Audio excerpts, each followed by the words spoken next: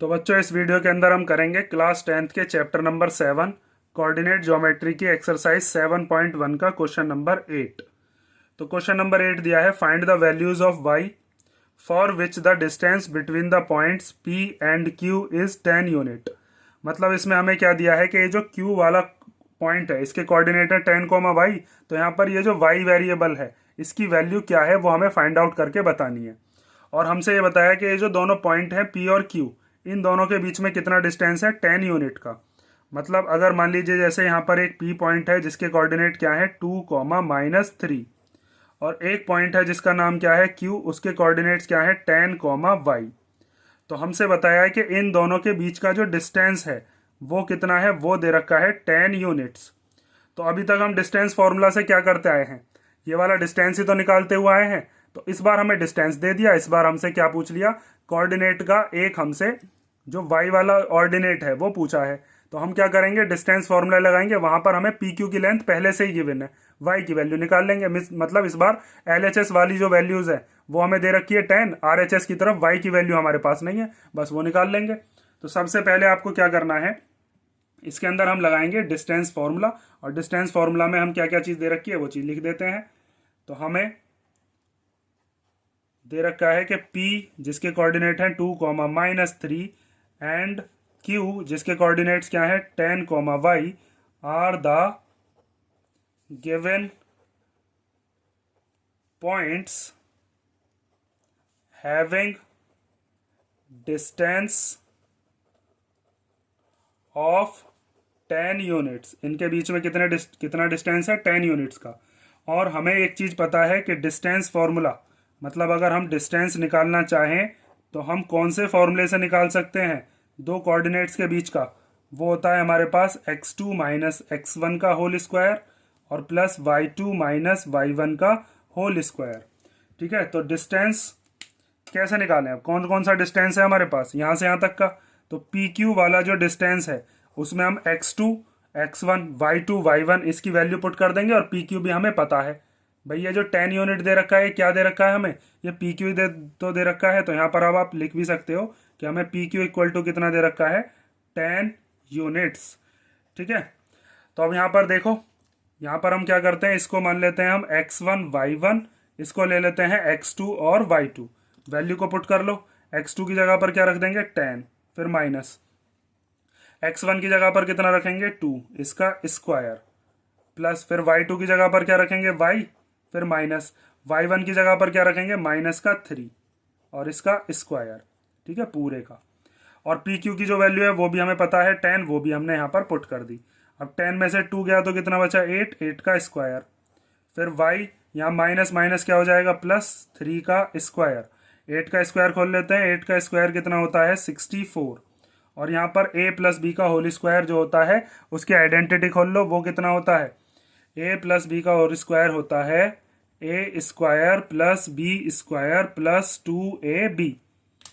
तो यहाँ पर a की जगह पर हम क्या मानते चलेंगे y, और b की जगह पर 3। तो पहले a स्क्वायर मतलब कि y का स्क्वायर, प्लस फिर b स्क्वायर मतलब कि 3 का स्क्वायर, फिर 2a और b, a की जगह पर y और b की जगह पर 3। तो 10 इक्वल टू हो गया अंडर रूट के अंदर 64 प्लस y स्क्वायर प्लस 3 का स्क्वायर करेंगे तो 9, 2y की जब 3 में करेंगे तो 2 3 जा 6y। यहाँ पर 64 और 9 जो है ये दोनों कांस्टेंट टर्म्स हैं तो ये दोनों प्लस हो सकती हैं। तो 10 इक्वल टू हो जाएगा अंडर रूट के अंदर y स्क्वायर प्लस 6y। पहले ये दोनों वेरिएबल लिख लिए, फिर 64 और 9 कितना हो गया 73। अब यहाँ पर जाकर अटक गए। अब इसके बाद क्या करना होगा, आपके दिमाग में यही चीज आनी चाहिए कि ये जो रूट है इस रूट को कैसे खत्म किया जाए। तो हम क्या काम कर सकते हैं, रूट को खत्म करने के लिए इस पर स्क्वायर चढ़ा सकते हैं। तो जब इधर स्क्वायर चढ़ाते हैं तो हमें इधर भी चढ़ाना पड़ेगा। तो दोनों तरफ हम क्या करते हैं स्क्वायरिंग बोथ साइड, या ऐसे समझ लो इधर से स्क्वायर, इधर से जब रूट हटेगा तो इधर जाकर क्या बन जाएगा वो स्क्वायर, इधर 100 हो जाएगा, इधर से रूट गायब हो जाएगा। या सीधा सीधा हम क्या लिख लेते हैं स्क्वायरिंग बोथ साइड्स। और स्क्वायरिंग बोथ साइड का मतलब क्या है कि इधर 10 का स्क्वायर और इधर की तरफ under root y plus 6y plus y square plus 6y plus 73 का भी होल स्क्वायर। रूट के अंदर है, तो इसका मतलब रूट से स्क्वायर तो क्या हो जाना है कैंसिल हो जाना है। तो हमारे पास क्या क्या चीज़ बची वो देख लो।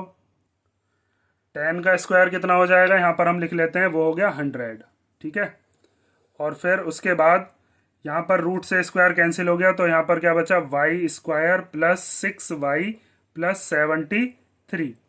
अब यहाँ से आपको दिख रहा होगा कि क्वाड्रेटिक इक्वेशन बन सकती है, क्योंकि एक स्क्वायर वाला वेरिएबल है, एक सिंगल वेरिएबल और एक कांस्टेंट टर्म है। तो ये जो 100 है इसको हम इधर की तरफ ला सकते हैं, और इधर क्या बचेगा फिर 0।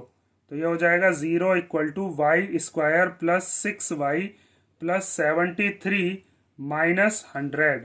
ठीक है, अब इसको हम क्या काम करते हैं, यहाँ पर 73 में से 100 को कर लेते हैं माइनस। तो ये हो जाएगा वाई स्क्वायर प्लस 6y, 73 में से 100 गया तो माइनस का 27। 100 बड़ा होता है उसका साइन, 100 में 73 करके 27, ऐसे भी सोच सकते हो। और ये 0 जो है मैंने इधर लगा दिया। अब आपको क्या करना है इसके अंदर, यहाँ पर हम कर सकते हैं middle term split. Middle term split के अंदर आपको क्या करना होता है कि जो बीच वाली टर्म है उस बीच वाली टर्म के करने होते हैं फैक्टर, और फैक्टर करके क्या आना चाहिए, यहाँ वाई स्क्वायर के आगे कुछ नहीं है तो क्या है, 1 है। 1 की मल्टीप्लाई करके जब 27 में 27 आ रहा है तो बीच वाला जो 6 है, इस 6 के मतलब 27 के ऐसे फैक्टर करो जिनको माइनस करके क्या आ जाए, 6। ये चीज़ मैंने आपको क्वाड्रेटिक इक्वेशन वाले चैप्टर में बहुत अच्छे से पढ़ा रखी है कि 27 के जो आगे का साइन है वो क्या है, माइनस, तो हमें माइनस करके ही लाना है 6। तो 27 के क्या क्या फैक्टर हो सकते हैं, 27 एक तो आता है अपने टेबल में, एक आता है 9 के टेबल में। ठीक है, और किसके में आता है, और 3 के टेबल में आता है। 3 9 जा 27, तो 9 3 जा कहो या 3 9 जा, बात तो एक ही है। तो ये हो जाएगा यहाँ पर वाई स्क्वायर प्लस 6 के लिए जगह छोड़ दी, फिर वाई माइनस 27 इक्वल टू 0। तो 27 के ऐसे फैक्टर क्या क्या बैठे, 9 माइनस 3। माइनस करने की कैसे पता चलेगी, 27 जो है, जो भी कांस्टेंट टर्म होता है उसके आगे का साइन देखते हैं, अगर माइनस है तो यहाँ पर बीच में जो टर्म आएंगी वो माइनस करके ही बैठेंगी हमेशा, और स्टैंडर्ड फॉर्म में होना चाहिए, लेकिन वाई स्क्वायर प्लस का होना चाहिए, तब की बात है ये। तो ये हो जाएगा वाई स्क्वायर प्लस 9 की वाई में करेंगे तो 9y, माइनस 3 की जब वाई में करेंगे तो 3y, इस वाई की दोनों में मल्टीप्लाई होती है, और फिर माइनस 27 इक्वल टू 0। शुरुआत के दोनों में से कॉमन आ रहा है y, यहाँ पर क्या बचेगा y, और इधर क्या बच गया 9। ठीक है, y की वाई में करेंगे वाई स्क्वायर हो जाएगा, y की 9 में करेंगे 9y। इन दोनों में से माइनस भी कॉमन आ रहा है और दोनों ही 3 के टेबल में भी आते हैं, तो माइनस 3 आ गया कॉमन। यहाँ पर क्या बचा y, 3 के टेबल में 27 कितनी बार आता है, 9 बार, और इक्वल टू में 0। माइनस जब कॉमन ले लेते हैं तो इन दोनों का भी साइन चेंज होकर कैसा हो गया, प्लस का हो गया। ये मिडिल टर्म स्प्लिट जब भी करते हैं तो ये वाले दोनों ब्रैकेट सेम आने चाहिए, तो यहाँ पर ये बिल्कुल सेम आ रहे हैं, तो एक बार लिख लोगे y प्लस 9, मतलब ये आ गया कॉमन।